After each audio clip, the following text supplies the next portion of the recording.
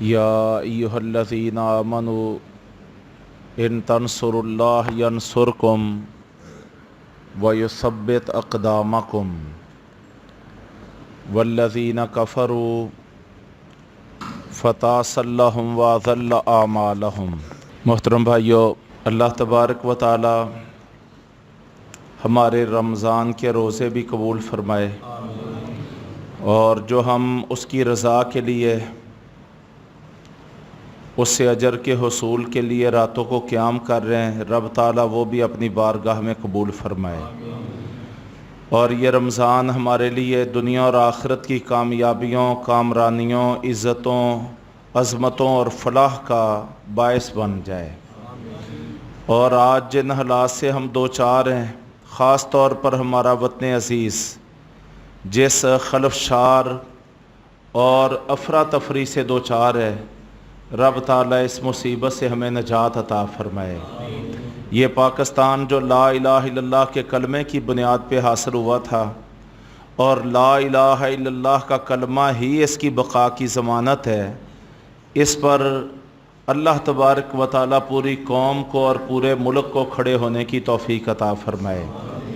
भाइयों, ये रमज़ान जहाँ रोज़े रखने का मौका है और ज़कात अदा करने का मरहला है और क़याम करने का और कुरान की तिलावत का है, वहाँ रमज़ानुल मुबारक ये हक़ रखता है कि हम अल्लाह रब्बुल इज़्ज़त से ज़्यादा दुआएं भी करें, अपने लिए, अपने फ़ौत हुए वालिदैन के लिए, अज़ीज़ व अक़ारब के लिए, ज़िंदों के लिए और बीमारों के लिए, सब के लिए दुआएं जहाँ पे करें, वहाँ मुल्क की सालमियत के लिए, अंदरूनी इस्तेहकाम के लिए, उम्मत के इत्तेहाद के लिए और कुफर के ज़वाल के लिए भी दुआएं करना हमारे ऊपर वाजिब है, लाज़िम है, ज़रूरी है, फ़र्द है।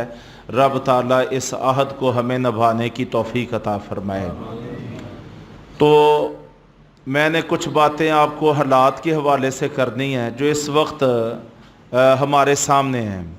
बज़ाहिर देखा जाए तो ये पार्टियों की एक जंग नज़र आती है, कोई अपनी जीत का ऐलान कर रहा है, कोई हार से खौफज़दा है और एक अजीब व गरीब किस्म की कैफियत से इस वक्त हम दो चार हैं। लेकिन अगर हकीकत की ऐनक लगा के देखा जाए तो ये जंग आज हमारे ऊपर मुसल्लत नहीं हुई, ये जंग सदियों से हमारे ऊपर मुसल्लत है। जब भी अल्लाह के दुश्मन ये समझते हैं कि लड़ाई के मैदान हमारे मैदान नहीं हैं, जिहाद के मैदान में हम इस उम्मत का मुकाबला नहीं कर सकते, हमेशा जिहाद के मैदान में कुफर की ज़लालत भी हुई है और शिकस्त भी हुई है और फिर मैदान जिहाद से भाग के उन्होंने हमेशा साजिशों के रास्ते इख्तियार किए हैं, मुसलमानों के अंदर फितनों और फ़िरक़ों और अफरा तफरी के रास्ते इख्तियार किए हैं। आपको याद होगा कि नबी करीम सल्लल्लाहु अलैहि वसल्लम के दौर में जज़ीरतुल अरब फ़तह हो गया था और सैयदना अबू बकर सिद्दीक़ रज़ी अल्लाह अन्हु ने इराक़ को फ़तह कर लिया था। सैयदना फ़ारूक़ आज़म रज़ी अल्लाह अन्हु के दौर में कई मुल्क फ़तह हो गए थे। 11 मुल्कों पर सैयदना उमर रज़ी अल्लाह अन्हु की खिलाफत कायम थी और सैयदना उस्मान रज़ी अल्लाह अन्हु के निसफ़ अव्वल दौर यानी 6.5 साल में 11 मज़ीद मुल्क फ़तह होके 22 मुल्कों तक इस्लाम का राज कायम हो गया था और 44 लाख मुरब्बा मील तक ला इलाहा इल्लल्लाह की रिट कायम हो गई थी। लेकिन ये कैफियत इस्लाम की बढ़ती हुई, इसकी दावत के चढ़ते हुए अंदाज और मुसलमानों के कुफर पे जनाब हमलावर और अक़दामी पोजीशन, ये दुनिया कुफर को किसी तौर पर भी बर्दाश्त नहीं थी। हर हरबा वो इख्तियार कर चुके थे।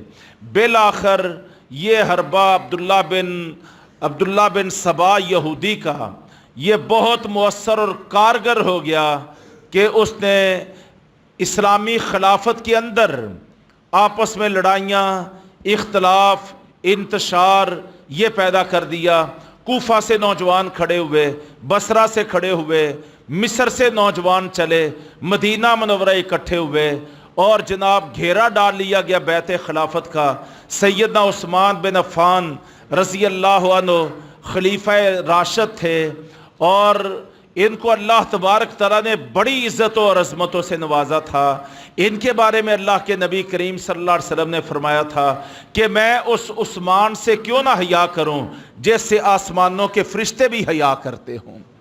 اور بارہا نبی کریم صلی اللہ علیہ وسلم نے ان کو زمین پر چلتے پھرتے عثمان رضی اللہ عنہ کو جنتوں کی بشارتیں دی تھیں۔ ایک موقع پر آپ نے فرمایا تھا کون ہے جو مسجد کے سامنے والا یہ پلاٹ خریدے اور اس کو مسجد میں شامل کر دے، میں اس کو اللہ کی جنت کی ضمانت دیتا ہوں۔ چپکے سے عثمان رضی اللہ عنہ نے نبی کریم صلی اللہ علیہ وسلم کی یہ بشارت سنی، گھر گئے، پلاٹ والے سے بات کی، اس کے منہ مانگے دام دے کے پلاٹ خرید کے نبی کریم صلی اللہ علیہ وسلم کی خدمت میں حاضر ہوئے کہ اللہ کے رسول آپ نے یہ اعلان کیا تھا، آپ گواہ ہو جائیں کہ میں نے یہ سامنے والا سارا پلاٹ خرید کے اپنے رب کے نام پہ وقف کر دیا۔ یہ عثمان تھے رضی اللہ عنہ کہ مدینہ منورہ میں ایک ہی کنواں تھا میٹھے پانی کا، اور اس کنویں کا مالک ایک یہودی متعصب یہودی تھا مسلمانوں پر۔ اس کنویں کے پانی کے استعمال پر بڑی قدغنیں اور پابندیاں تھیں۔ نبی کریم صلی اللہ علیہ وسلم نے اعلان کیا کون ہے جو یہودی سے بیر روما کا کنواں خریدے اور مسلمانوں کے لیے صاف شفاف میٹھا پانی یہ وقف کر لے، میں اللہ کی جنت کی اس کو ضمانت دیتا ہوں۔ سیدنا عثمان تھے، کھڑے ہوئے یہودی کے پاس گئے، اس کے منہ بولے دام اس کو دے کے کنواں خرید کے نبی کریم صلی اللہ علیہ وسلم کی خدمت میں حاضر ہو گئے۔ عرض کرنے لگے اللہ کے پیغمبر آپ نے اعلان کیا تھا میں نے کنواں خرید لیا، آج کے بعد میرا اس کنویں پر کوئی حق نہیں ہوگا، یہ میں مسلمانوں کی فلاح و بہبود کے لیے وقف کر رہا ہوں۔ یہ عثمان تھے۔ جب آپ صلی اللہ علیہ وسلم نے غزوہ تبوک کے لیے تعاون کا اعلان کیا، یہ اپنے گھر گئے اور 5.5 کلو گرام سونا اشرفیوں کی شکل میں تھیلی میں ڈال کے نبی کریم صلی اللہ علیہ وسلم کی خدمت میں حاضر ہوئے۔ آپ منبر پہ تشریف فرما تھے، مسجد نبوی تھی، عثمان رضی اللہ عنہ آگے بڑھتے ہیں، نبی کریم صلی اللہ علیہ وسلم نے جھولی پھیلائی ہوئی ہے، عثمان رضی اللہ عنہ آپ کی جھولی میں 5.5 کلو گرام سونے کی اشرفیاں لا کے ڈالتے ہیں۔ ترمذی میں یہ روایت موجود ہے، اللہ کے پاک پیغمبر ایسے اشرفیوں میں ہاتھ ڈالتے، ایسے اشرفیوں کو اچھالتے اور ساتھ ہی کیا فرماتے، اے عثمان آج کے بعد اگر تو نیکی کا کوئی بھی عمل نہ کرے، اللہ کی جنت میں جانے کے لیے آج کا یہ تیرا عمل ہی کافی ہے۔ یہ عثمان تھے رضی اللہ عنہ، یہ عثمان تھے جو کاتب وحی تھے، یہ عثمان تھے جو خلیفہ راشد تھے، یہ عثمان تھے کہ آج تک کائنات میں کوئی ایسا انسان پیدا نہیں ہوا جس کے عقد میں یکے بعد دیگرے کسی اللہ کے پیغمبر کی 2 بیٹیاں 2 لختے جگر آئی ہوں۔ اس لیے ان کو ذوالنورین بھی کہا جاتا ہے، ذوالنورین کہا جاتا ہے کہ یہ کائنات میں واحد عثمان بن عفان تھے کہ جن کے عقد میں اللہ کے رسول صلی اللہ علیہ وسلم کی 2 لختے جگر نکاح میں تھیں۔ یکے بعد دیگرے 2 بیٹیوں سے آپ رضی اللہ عنہ کا نکاح ہوا، خلافت جاری ہے، 11 ملکوں کو یہ فتح کر چکے ہیں، 44 لاکھ مربع میل تک اسلام کے پرچم لہرا رہے ہیں۔ دنیا کی کوئی طاقت اسلام کے لشکر و سپاہ کے سامنے کھڑے ہونے کی طاقت نہیں رکھتی، لیکن عین انہی حالات میں عبداللہ بن سبا یہودی اور یہ یہود و نصارہ کے جڑے ہوئے نیٹ ورک یہ متحرک ہوتے ہیں، نوجوانوں کو جذباتی کرتے ہیں، گھیرا ڈالا جاتا ہے بیت خلافت کا، داڑھی پکڑی جاتی ہے عثمان بن عفان کی، گریبان پہ ہاتھ ڈالے جاتے ہیں اور گردن کو مروڑا جاتا ہے، اور اس سے پہلے تلوار کا وار کر کے عثمان رضی اللہ عنہ کے دائیں ہاتھ کی انگلیاں کاٹی جاتی ہیں۔ حدیث میں آتا ہے جب یہ انگلیاں کٹ کے زمین پر گر رہی تھیں، عثمان بن عفان رضی اللہ عنہ کہنے لگے او ظالموں، آج تم نے وہ انگلیاں کاٹ دی ہیں جنہوں نے اللہ کے رسول کے دور میں وحی کو لکھا تھا، قرآن کی کتابت کی تھی، آج تم نے کاتب وحی کی ان انگلیوں کو کاٹ دیا ہے جو انگلیاں اللہ کی کتاب کو لکھا کرتی تھیں۔ لیکن میرے محترم بھائیوں، میں عرض کرتا ہوں کہ دشمن کی سازش، اندرونی خلفشار، افراتفری، ایک دوسرے کے مقابلے میں کھڑا، یہ ہمیشہ سے دشمن کی چال چلی آ رہی ہے۔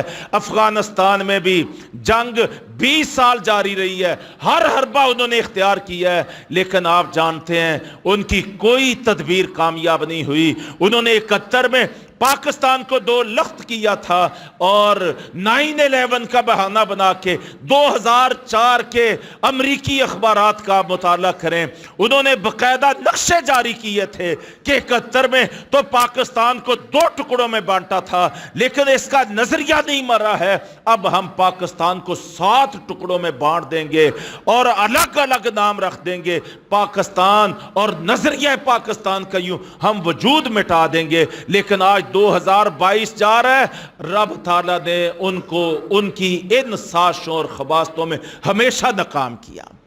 اب انہوں نے جا کے اس حربے میں کامیاب ہوئے ہیں کہ ان کو آپس میں لڑاؤ، سیاسیوں کو سیاسیوں سے لڑاؤ، ایک دوسرے پہ فتوے لگاؤ، اور جناب ایک دوسرے کی پر تہمتیں۔ اور اس وقت ہم دیکھ رہے ہیں پورا ملک رمضان کا بابرکت مہینہ ہے اور افراتفری کا شکار ہے اور انتشار کا شکار ہے اور ایک میدان جنگ بنا ہوا ہے۔ میرے محترم بھائیوں، اللہ تبارک و تعالی ہمارے حال پہ، ہمارے وطن عزیز پہ رحم فرمائے۔ ان حالات کا حل کیا ہے؟ نہ کفر کے سامنے جھکنا، نہ ٹکوں کی خاطر بکنا۔ ان حالات کا حل ساتھیوں ایک نظریے پر پوری قوم کو کھڑا کرنا ہے، ایک نظریے پہ قوم کو کھڑا کرنا ہے، اور وہ نظریہ لا الہ الا اللہ محمد رسول اللہ ہے۔ اس ساری صورتحال کا حل، علاج صرف لا الہ الا اللہ پر قوم کو کھڑا کرنا ہے، متحد کرنا ہے، ایک قوم بننے کا، اس قوم کے اندر شعور پیدا کرنا ہے، آپس میں لڑنے کی بجائے دوست اور دشمن کی تمیز پیدا کرنا ہے۔ کرسی اور اقتدار کی لڑائی کو تو ہمارے پیغمبر صلی اللہ علیہ وسلم نے گدھوں کی لڑائی قرار دیا ہے۔ آپ نے فرمایا تھا قیامت سے پہلے میری امت ایسے لڑے گی کرسی اور اقتدار کی خاطر جیسے گدھے ایک دوسرے سے لڑتے ہیں، دلتیاں مارتے ہیں، اور آج یہ سب کچھ ہم اپنی آنکھوں سے دیکھ رہے ہیں۔ تو ان حالات میں بھائیوں ایک طرف پریشانی بھی ہے، ایک طرف یہ فتنہ و فساد بھی ہے، لیکن اس کے پہلو بے پہلو میں 1-2 باتیں آپ سے کرنا چاہتا ہوں۔ عام ذہن کی یہ اپروچ نہیں ہے، ہم اللہ کے فضل و کرم سے فیلڈ کے لوگ ہیں، میدان کے لوگ ہیں، پریکٹیکل کے لوگ ہیں اور حقائق سے آگاہ ہیں۔ ہم یہ دیکھ رہے ہیں اللہ کے فضل و کرم سے چند چیزیں ہمیں نظر آ رہی ہیں۔ اللہ کی فطرت یہ ہے کہ ہر شر کے نتیجے میں اللہ تبارک تعالیٰ اپنے بندوں کو کوئی نہ کوئی خیر عطا فرماتا ہے۔ جب واقعہ افک ہوا تھا، بہت بڑا شر تھا، ام المومنین سیدہ عائشہ صدیقہ طاہرہ مطہرہ پر تہمت لگی تھی، لیکن اللہ تبارک تعالیٰ نے کیا فرمایا؟ لا تحسبوہ شرا لکم بل ہوا خیر لکم، اس کو اپنے لیے برا نہ سمجھو، یہ جو کچھ ہوا ہے اس کے نتیجے میں اللہ تبارک تعالیٰ تمہیں خیر عطا فرمانے والا ہے۔ تو مجھے جو نظر آ رہا ہے انشاءاللہ جیسے پہلے دشمن کی سازشیں، اس کی تخریب کاریاں ناکام ہوئی ہیں، اس موقع پر بھی ناکامی، نامرادی، ذلت اور رسوائی پاکستان اور اسلام کے دشمن کا انشاءاللہ مقدر بنے گی۔ اور میں تو کچھ چیزیں دیکھ رہا ہوں، میں تو کچھ حقائق دیکھ رہا ہوں، آپ کے سامنے واضح کرنے لگا ہوں۔ مجھے جو ایک حقیقت اظہر من الشمس، چڑھتے سورج کی طرح، سورج کی روشنی کی طرح بالکل حقیقت نظر آ رہی ہے، وہ کیا ہے کہ 75 سال پہلے انگریز اور ہندو مکار کی سے آزادی حاصل کرنے والا پاکستان بدقسمتی سے اپنی آزادی کے جلدی بعد حکمرانوں کی نالائکیوں کے نتیجے میں امریکہ کی گود میں چلا گیا تھا، اور ٹکوں کے عوض اس نے اپنی آزادی اور خود مختاری کا سودا کر لیا تھا۔ 5 صدی وہ سمجھتے تھے یہ ہمارے غلاموں کا دیس ہے، یہ ہمارے اشاروں پر چلنے والا ہے، ایسے بدبخت تھے کہ ٹکوں کے عوض کہتے تھے کہ یہ پاکستانی قوم ایسی ہے جو ڈالروں کے عوض اپنی ماؤں کا سودا کر لیتی ہے، گالیاں دیتے تھے ہمیں۔ तबर्रा बाजी करते थे हमारे ऊपर। शोरकोट के भाइयों, अल्लाह को गवाह बना के कहता हूं, ये 75 साल अमेरिका की गुलामी में जिंदगी बसर करने वाला पाकिस्तान आज मुझे यकीन हुए जा रहा है, मेरा दिल यकीन की हालत में जा रहा है कि ये पाकिस्तान अब हजारों लाखों कुर्बानियां पेश करके पौन सदी बाद गोया कि अमेरिका की गुलामी से आजादी हासिल कर रहा है। हमें तो आजाद होता हुआ, एक तरफ कश्मीरी आजादी की तहरीक चला रहे हैं, उसके लिए वो भी शहादतें पेश कर रहे हैं और कहते हैं हम क्या चाहते, आजादी। आजादी का मतलब क्या? ला इलाहा इल्लल्लाह। पाकिस्तान से रिश्ता क्या? ला इलाहा इल्लल्लाह। कश्मीरी भी ये नारा लगा रहे हैं और इधर हम भी कह रहे हैं कि पाकिस्तान भी आजाद हो रहा है। ये सब आजादियां, ये कुफर की गुलामियों से निजात, ये ला इलाहा इल्लल्लाह की खातिर है। पाकिस्तान का नजरिया भी ला इलाहा इल्लल्लाह, कश्मीरियों की सोच भी और उनका टारगेट और हदफ और नस्बुल ऐन भी ला इलाहा इल्लल्लाह। इंशाअल्लाह मुझे तो ये नजर आ रहा है इंडिया हिंदुस्तान की, ये कश्मीर हिंदुस्तान की गुलामी से आजाद होने वाला है और पाकिस्तान अमेरिका की गुलामी से आजाद होने वाला है। ये मेरा ईमान गवाही देता है। आने वाला वक्त इंशाअल्लाह अज़ीज़ ये साबित करेगा और ये आज़ादी एक अमेरिका से नहीं होगी, ये अमेरिका की सारी जितनी भी जनाब उसकी कुव्वतें हैं, ताकतें हैं, ये जनाब यूएन है, ये सिक्योरिटी काउंसिल है, ये FATF है, ये वर्ल्ड बैंक है, ये IMF है, ये यूनेस्को है, यूनिसेफ है, ये जितने बैनुल अक़वामी बदमाश भेड़िया सिफ्तेदार हैं जिन्होंने मुसलमानों के एक एक जोड़ को अपने क्लच में लिया हुआ है, इंशाअल्लाह ये सब शिकंजे टूटने वाले हैं और पाकिस्तान हकीकी आज़ादी से हमकिनार होने वाला है। शहादतों के नतीजे में, ला इलाहा इल्लल्लाह के नतीजे में, गैरत और हमीयत के नतीजे में पाकिस्तान को अल्लाह आज़ादी और खुद मुख्तारी अता फरमाने वाला है। एक तो मुझे ये नजर आ रहा है और दूसरी बात अगर आप समझे सोचें तो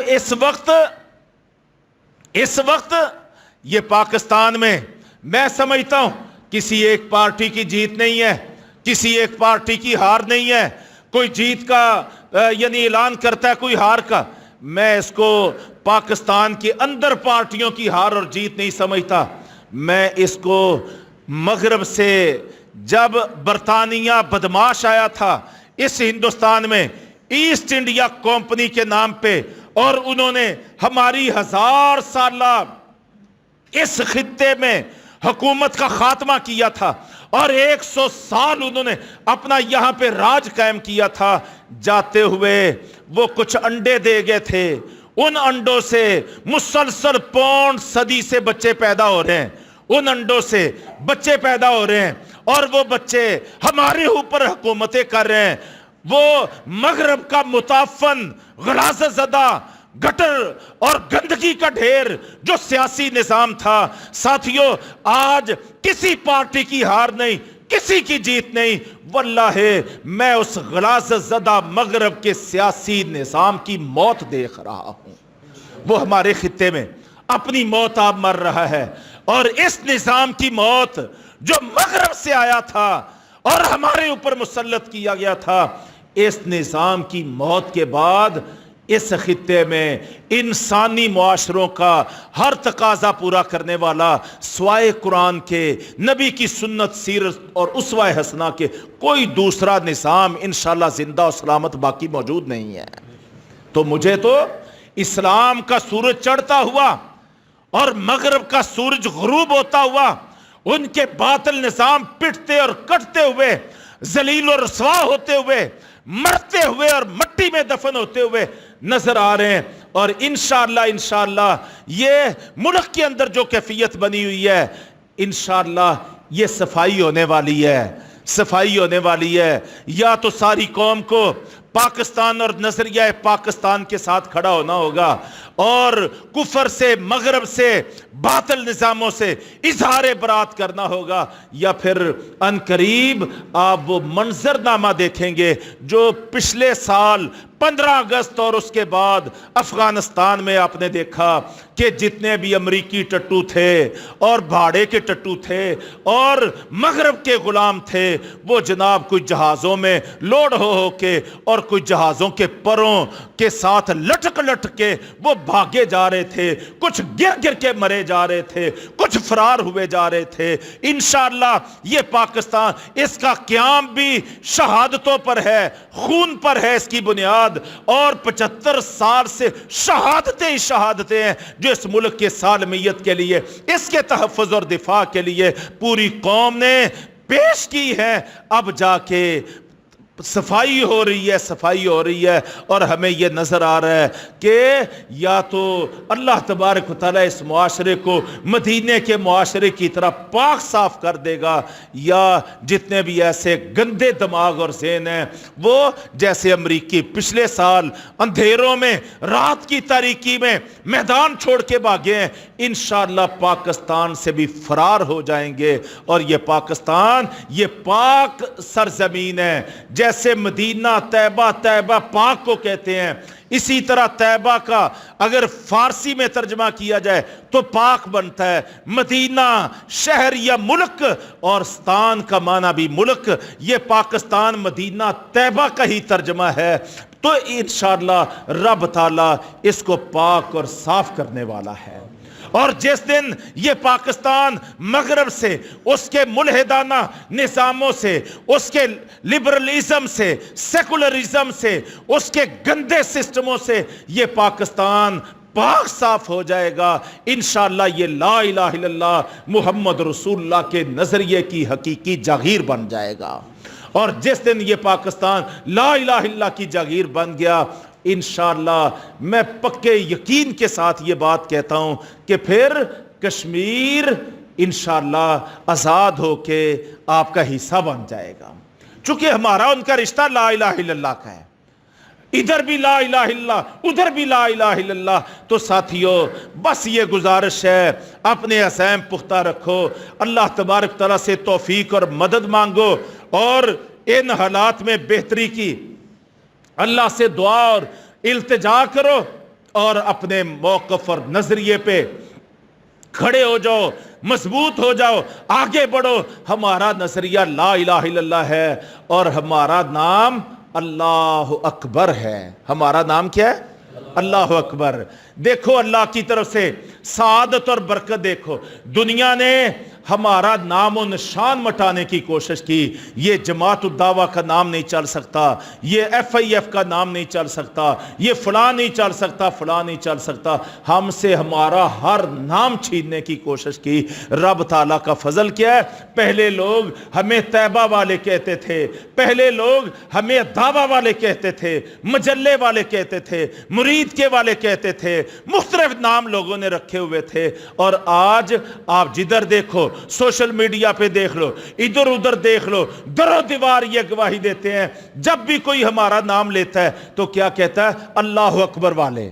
ये देखो रात के पिछले पैर अल्लाह अकबर वाले सहरी के खाने तकसीम कर रहे हैं, लोगों के गलियों कूचों में पहुंच के पके पकाए ताज़ा खाने लोगों तक सहरी के लिए पहुंचा रहे हैं, अफ्तारी के बंदोबस्त कर रहे हैं। ये अल्लाह अकबर वाले ये राशन तकसीम कर रहे हैं, ये अल्लाह अकबर वाले भूखों को खाना खिला रहे हैं, ये गिरतों को सहारा दे रहे हैं, ये मुश्किल में लोगों के काम आ रहे हैं। तो आज हमारा नाम क्या पड़ गया है? अल्लाह अकबर वाले। है सादत या नहीं है? अल्लाह ने हमें सबसे आला अफजल नाम दे दिया, सुपरलेटिव डिग्री अल्लाह तबारक तआला ने नामों में से हमें अता फरमा दी है। तो ये सादत है हमारी, हमारा नाम अल्लाह अकबर और हमारा काम ला इलाहा इल्लल्लाह का क़याम। ये हमारा काम है, ये हमारा मिशन है, ये हमारा मंशूर है। तो मैं आप सारे भाइयों को आखिर में दावत देता हूं कि साथियों, आप भी अपने आप को मुस्तहकम करो, मजबूत करो, और یعنی ان سیاسی پارٹیوں کے دم چھلے بننے کی بجائے اللہ اکبر کے ساتھ کھڑے ہو جاؤ، لا الہ الا اللہ کے ساتھ کھڑے ہو جاؤ۔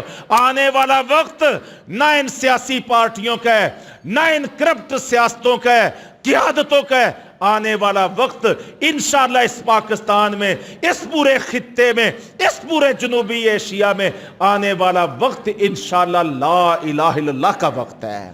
آنے والا دور لا الہ الا اللہ کا دور ہے، آنے والا دور اللہ اکبر کا دور ہے۔